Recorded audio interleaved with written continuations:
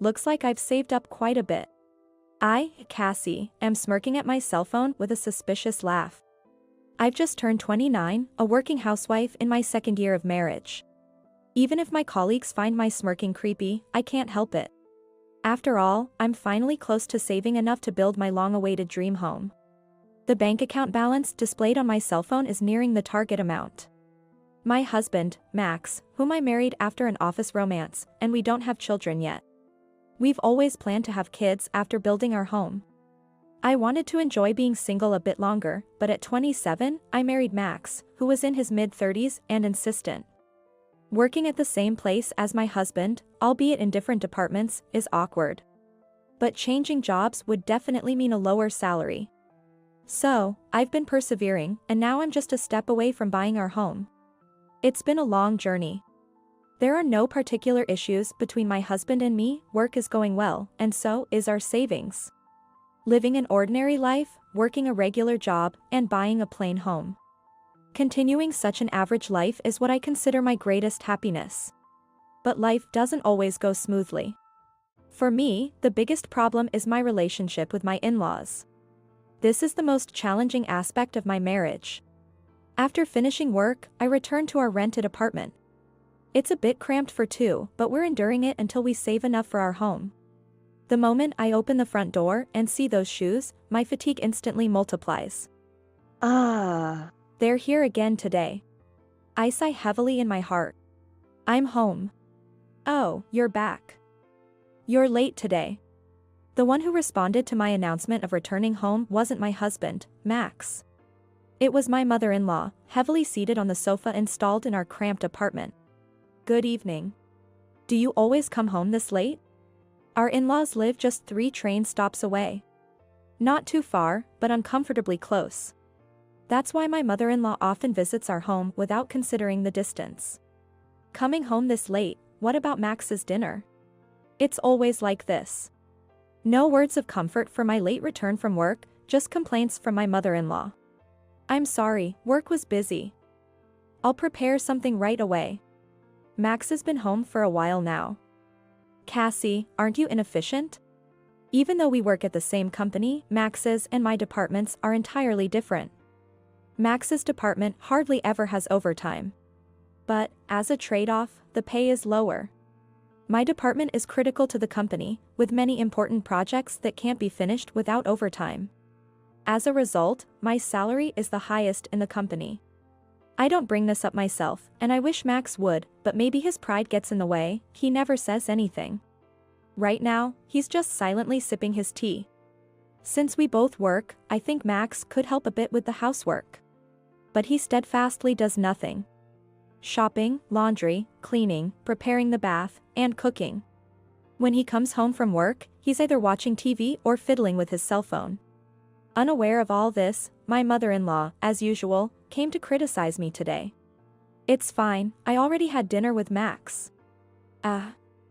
You already ate? We had some delicious sushi. I treated Max to something nice for a change. I see. I nearly jumped when I heard the name of the sushi restaurant. Isn't that a high-end place? I was surprised, but since my mother-in-law paid, I decided to let it go and started to head to the kitchen to prepare my own dinner. But my mother-in-law stopped me. Cassie. I hate to ask, but could you do me a favor? I had a bad feeling. I'm a bit strapped for cash this month, could you lend me some? Just as I thought. My mother-in-law often asks for money like this. I wanted to say, wait a minute, that's not right. You went to a high-end sushi restaurant, right? And last month, you said you were struggling and begged for money. I reluctantly gave you $300, even though we're also tight on cash. And the month before that, and the one before that.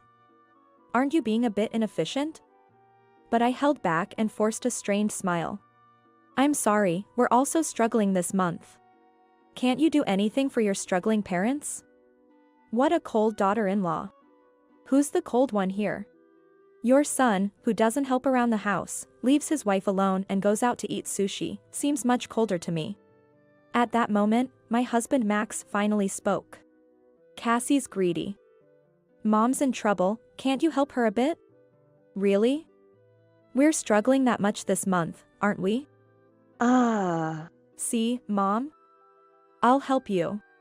Saying that with a sigh, Max took out his wallet and handed $500 to his mother. Well, Max is such a kind and wonderful son. Unlike Cassie. Stunned, I watched as my mother-in-law glared at me and then headed for the door. Thinking she was leaving, I felt relieved, but then she turned and glared at me again. Max, if you ever want to divorce your money-grubbing wife, you're always welcome to come back home. I'll think about it. With a loud bang, my mother-in-law closed the door and left. What do you mean by that? I turned around to find Max already lying on the sofa with his cell phone. I confronted him. Why did you give her $500?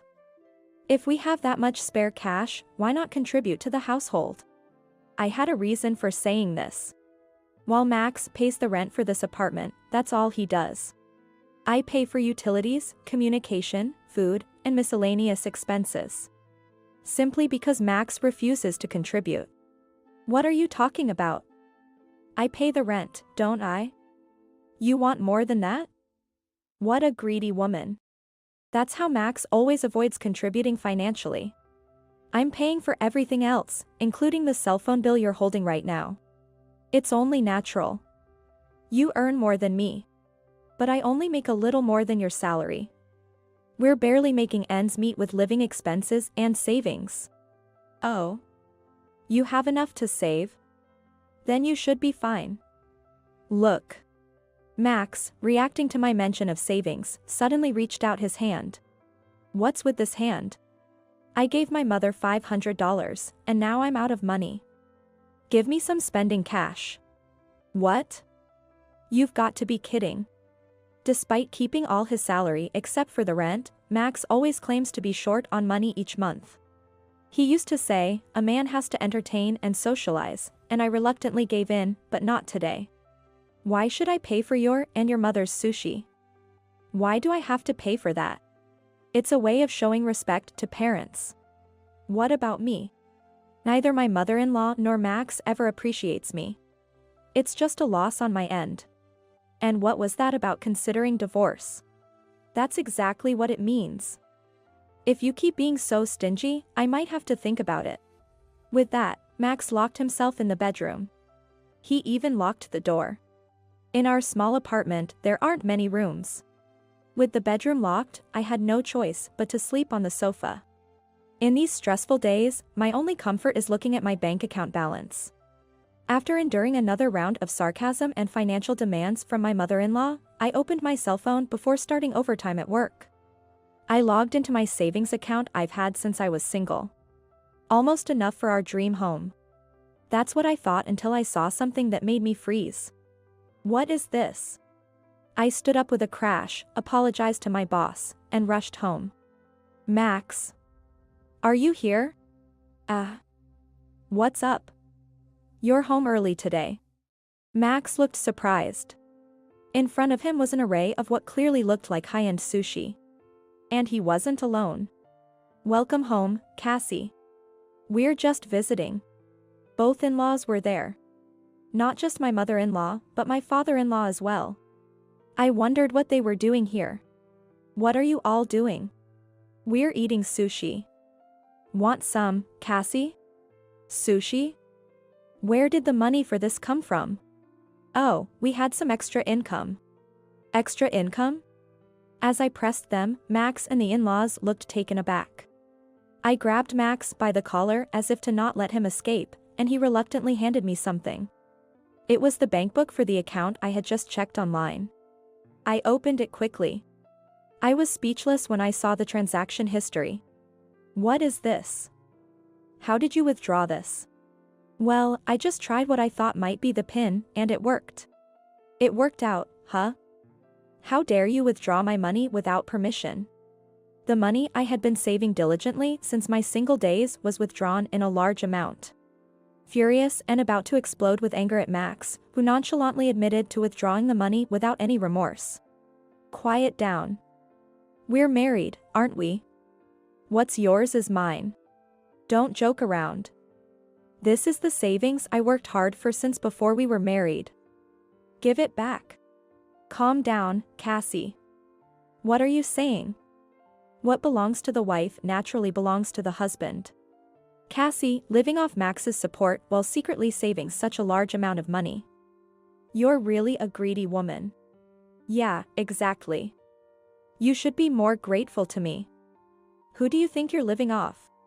Unbelievable. There's not a single person on my side here. Don't joke.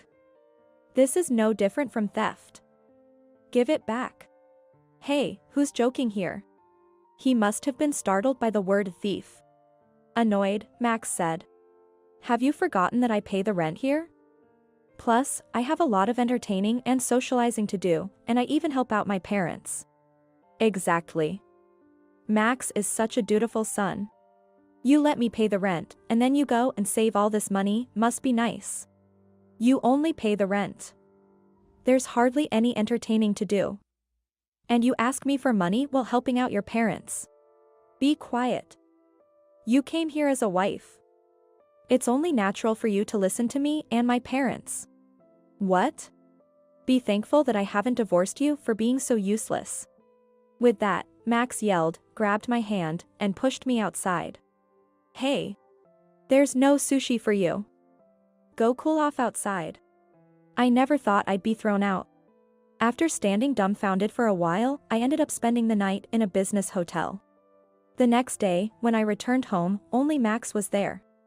I was glad the in-laws were gone, but then Max handed me a piece of paper.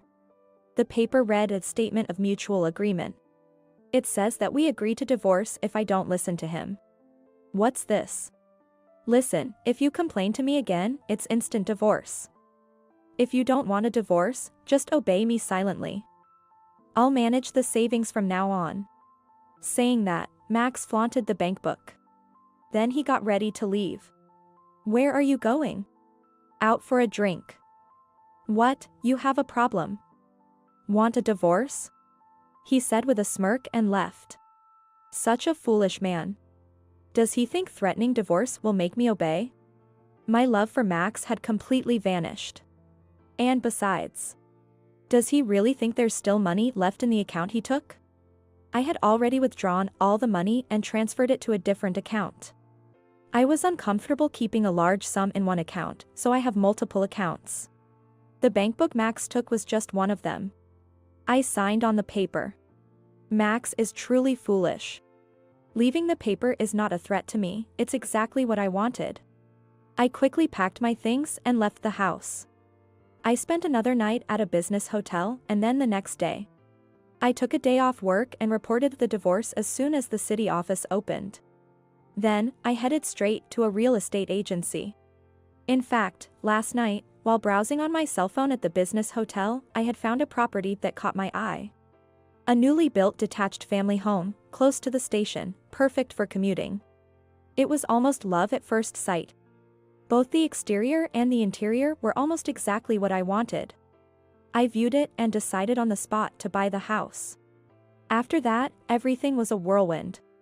Staying in a business hotel until the move was too expensive, so I explained my situation and stayed at a friend's place while preparing for the new house. I had to start from scratch with furniture and various other arrangements. With the dizzying busyness, I completely forgot about my ex-husband and former in-laws. Hey, Cassie. So, when Max showed up at my department one day, I was startled. Oh right, we work at the same company. As Max loudly called my name, attracting everyone's attention, he walked up to me without any care. Why aren't you answering my phone calls? Ah. I just thought it wasn't important. I remembered Max's relentless calls. I was busy and it was a hassle, so I ignored them. You withdrew money from the account on your own, didn't you? Stop messing around. And why haven't you come back home? Do you really want to get divorced? Ah, it's fine. We're already divorced. And that money in the account is mine, so I can do what I want with it. He still seems to think the word a divorce is a threat. My nonchalant reply left Max looking dumbfounded. What a stupid face, it's laughable. What? Divorce, you mean? You kindly offered it for me. I gratefully accepted it. What? I don't accept this. Whether you accept it or not, the divorce is final. Oh, and I've already informed the company and completed the procedures. You might have some paperwork to do, so make sure to report it to your boss, okay? With that, I returned my gaze to my computer. I'm busy. Divorce. Where are you living now? You left your stuff at the house. I took what I needed. I'm living comfortably with new things I bought. Don't worry. Where are you living? It's none of your business. This is a matter of privacy, so please don't pry any further. With that, Max fell silent. Eventually, feeling the eyes of my colleagues and boss on him, Max left the department without a word. Cassie's got it tough, my colleagues sympathized. The comfort of my new home was the best. The smell of a new building is irreplaceable, spacious, and comfortable. But having just moved in, there were still many things I needed. Today, I was expecting the delivery of some appliances I ordered online. Then the intercom rang. Ah, it's here, I thought and opened the door. I regretted opening the door. I cursed myself for not checking the intercom. Standing there was Mother?